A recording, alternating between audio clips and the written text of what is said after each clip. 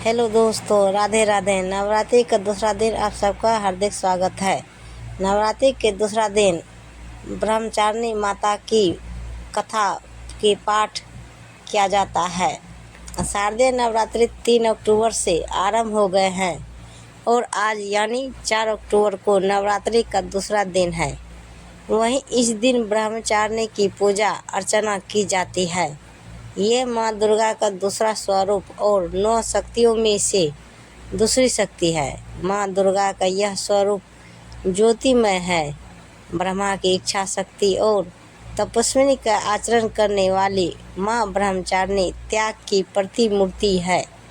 वहीं देवी की इस रूप को माता पार्वती का अविवाहित रूप माना जाता है। वहीं ब्रह्मचारिणी देवी की आराधना करने से भक्त के तप की शक्ति में वृद्धि होती है। नवरात्रि एक संस्कृत शब्द है जिसका अर्थ होता है 9 रातें। इन 9 रातें और 10 दिन के दौरान शक्ति देवी के 9 रूपों की पूजा की जाती है और 10वां दिन दशहरा मनाया जाता है। माँ दुर्गा की नव शक्तियों का दूसरा स्वरूप देवी ब्रह्मचारिणी का है। यहाँ ब्रह्मा का शब्द का अर्थ तपस्या है। ब्रह्मचारिणी अर्थात तप की चारणी, तप का आचरण करने वाली। कहा भी है कि वेदस्त्य तपो ब्रह्मा, वेद तत्व और तप ब्रह्मा शब्द के अर्थ है। ब्रह्मचारिणी देवी का स्वरूप पूर्ण ज्योतिमय एवं अत्यंत भव्य है। इनके दाहिने हाथ में जप की माला एवं बाएं हाथ में कमंडल रहता है। आइए जानते हैं माँ ब्रह्मचारिणी माता की कथा। माँ दुर्गा की नव शक्ति का दूसरा स्वरूप ब्रह्मचारिणी का है। यह ब्रह्म का अर्थ तपस्या से है। माँ दुर्गा का यह स्वरूप भक्तों और सिद्धों को अनंत फल देने वाला है। इनकी उपासना से तप, त्याग, वैराग्य, सदाचार और संयम की वृद्धि होती है। ब्रह्मचारिणी का अर्थ तप की चारणी यानी तप का आचरण करने वाली। देवी का यह रूप पूर्ण ज्योतिमय और अत्यंत भव्य है। इस देवी के दाएं हाथ में जप की माला है और बाएं हाथ में यह कमंडल धारण किए हैं। पूर्व जन्म में इस देवी ने हिमालय के घर पुत्री रूप में जन्म लिया था और नारद जी के उपदेश से भगवान शंकर को पति रूप में प्राप्त करने के लिए घोर तपस्या की थी। इस कठिन तपस्या के कारण इन्हें तपचारिणी अर्थात ब्रह्मचारिणी नाम से अभिहित किया गया। 1000 वर्ष तक इन्होंने केवल फल फूल खाकर बिताए और 100 वर्षों तक केवल जमीन पर रहकर शाक पर निर्वाह किया।